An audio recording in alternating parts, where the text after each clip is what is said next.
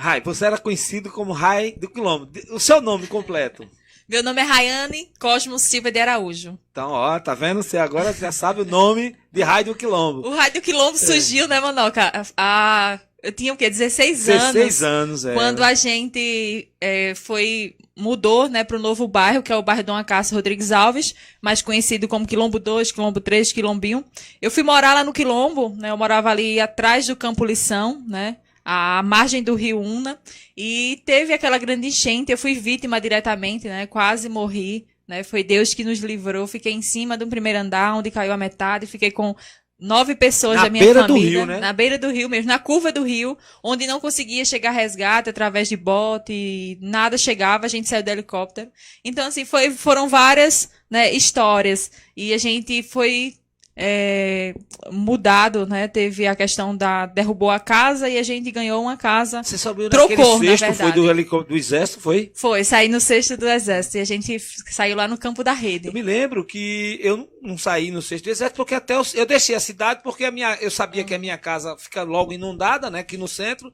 Aí eu subi para Coab 2. Mas aí eu via os resgates, né? Os helicópteros do Exército resgatando as pessoas que estavam em cima das casas. E você saiu num... Eu saí naquela sexta.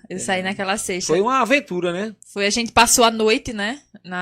Em cima do telhado e no meio-dia do outro dia a gente foi resgatado através daquela cesta, né? Saiu vendo a cidade toda. Mas foi uma experiência também muito grande ali, né? Onde a gente achava que não ia ter não ia ficar com vida, né? Teve um momento em que eu e minha irmã chegou a se despedir, a gente chegou a amarrar os nossos braços junto, porque era para acharem o corpo da gente junto. Então, assim, foi um momento muito difícil, né, que a gente passou. É verdade. E que Deus não permitiu que a gente fosse, porque Ele teria outros propósitos, a gente em vida aqui na Terra, né? Então, a gente conseguiu ser resgatado, né? E daí começou, né? Fui morar no bairro do Quilombo 2. No início nem existia o Quilombo 3, que ainda estava construindo, né? Verdade, ainda estava fazendo a terraplanagem, não existia o Quilombo 3. Eu morava no Quilombo 2, não tinha ainda água encanada, a gente pegava água no carro-pipa, né? O carro-pipa passava, a gente enchia os baldes. Não tinha transporte, não tinha nada. A gente se ia a pé. Distante, né? Distante. Exatamente. Até o calçamento ainda estavam concluindo. Então a gente foi um dos primeiros moradores lá do bairro. E logo após foi iniciada uma associação, né, que é a Ambadara, onde você me convidou, né, a participar. Eu tinha 16 anos. Eu lembro como hoje que você me convidou a participar, né? Mas eu me lembro, deixa eu te contar uma coisa, quando a gente não conversou ainda. Quando eu convidei Raiane, foi nas redes sociais. Aí disse, você mora aí, Aí eu contei para ela que a associação estava tentando fazer isso, que ela poderia se engajar. Ela disse, eu tenho 16 anos, não tem problema. Você não vai assinar documento, mas você vai participar. E aí, eu me lembro que isso era uma terça-feira. Eu me lembro, sabe por que eu me lembro? Porque a reunião era na quarta. E você na quarta-feira já estava lá na Capadócia esperando para ir para a reunião. Quer dizer, você tinha vontade de fazer as coisas acontecer. Senão você podia, vou amanhã, vou depois, essa semana não. Mas o convite foi feito, eu quero que fique bem claro. O convite foi feito numa terça e na quarta-feira, nas 7 horas da noite, quando eu subi para ir para a reunião na residência da irmã Sandra.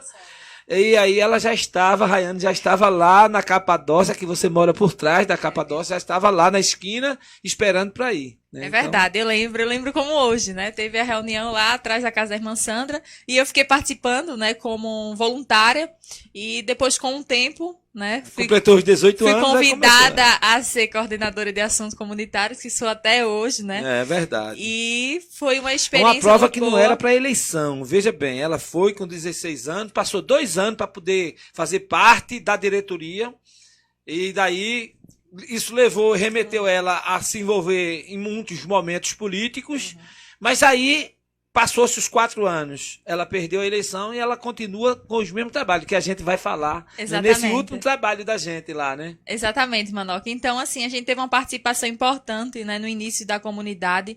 Algumas pessoas não lembram, mas a gente tem tudo registrado, a gente participou de muitas reivindicações, era ainda de na transporte, gestão. De posto de saúde. A gente tem mais de 200 laudas de ações, tá certo? Cobrando, né? Equipamentos Federal, a gente no teve Ministério audiências. Público, mais de 200 laudas no Ministério Público Federal. Né?